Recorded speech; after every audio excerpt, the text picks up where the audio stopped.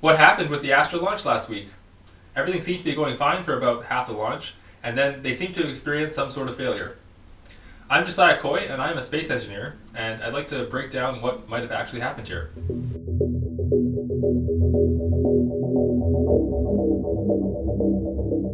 Before we get into what went wrong, we first need to understand how the Astra vehicle actually works. Much like many other rockets of its class, which are going to orbit, Astra has designed a two-stage launch vehicle. This means that the rocket consists of two parts. The first stage, which boosts the rocket out of the atmosphere and part of the way into orbit. And then the second stage, which takes over after the first stage has been fully depleted. Unfortunately, current technology doesn't allow us to get a single stage all the way into orbit all by itself. So we usually need to depend on this two-stage type of system in order to get into space. However, this two-stage design does come with some complications. And that's pretty much what happened with this Astra launch failure. In a nominal mission, there are a series of steps that need to take place in order to separate the first stage of the rocket from the second stage, which allows the vehicle to continue traveling into orbit. First, once the propellant in the first stage is fully depleted, the main engine is cut off. Next, the payload fairing, which protects the second stage of the rocket on its flight through the atmosphere, gets deployed. Finally, the separation system that connects the second stage and the first stage of the rocket together ejects the second stage, pushing it away from the first stage of the vehicle. Once this happens, the second stage is able to ignite its engine and fly away on its way to orbit. Unfortunately, this isn't quite what happened during the Astra launch. If we play the clip of a successful launch and what happened last week together, we can see where the separation system went wrong. The camera view on the left is a camera that's mounted on the first stage looking up at the second stage, and on the right is a camera that's on the second stage looking down on the first stage.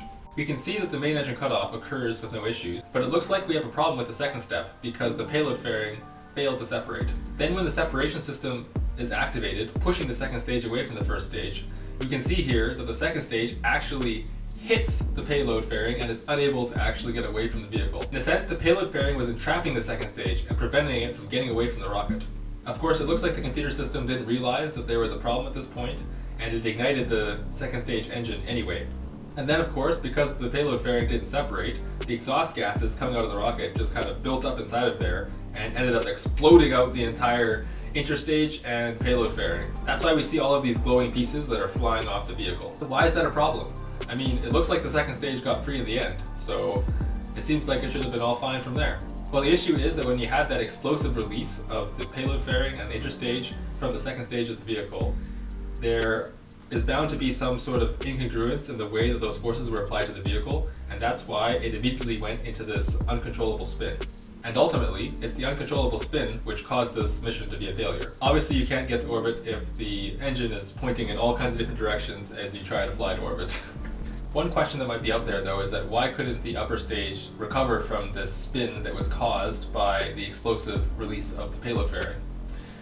Well, there are onboard systems that try to correct attitude if there are some changes to the attitude during the flight. One of these systems would be the thrust vector control system. Usually there isn't enough force in that system in order to quickly recover from a problem that is as big as this.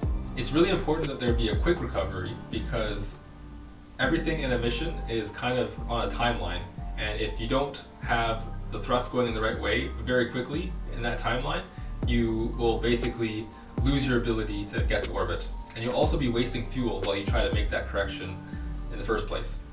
The spin rate that the Astra vehicle was put into was pretty high spin rate, so it would have taken probably a long time for the thrust vector control system of the vehicle to actually recover from it. Although I would be curious to see if Astra releases any data if the vehicle was actually able to recover and just, had wasted so much fuel by that time and wasn't able to get to orbit at that point. But anyways, it looks like the failure of the payload fairing to separate is actually what the root cause is for this entire failure. One interesting thing about the payload fairing in this case is that it actually covers the entire second stage of the vehicle. This is somewhat unusual because for other types of missions, usually the payload fairing is just covering the actual payload of the vehicle. That's why it's called the payload fairing. In this case, it's more of a second stage fairing. This design is actually what created the opportunity for this failure to be a problem. Why does Astra choose to have a design where the payload fairing is covering the entire second stage?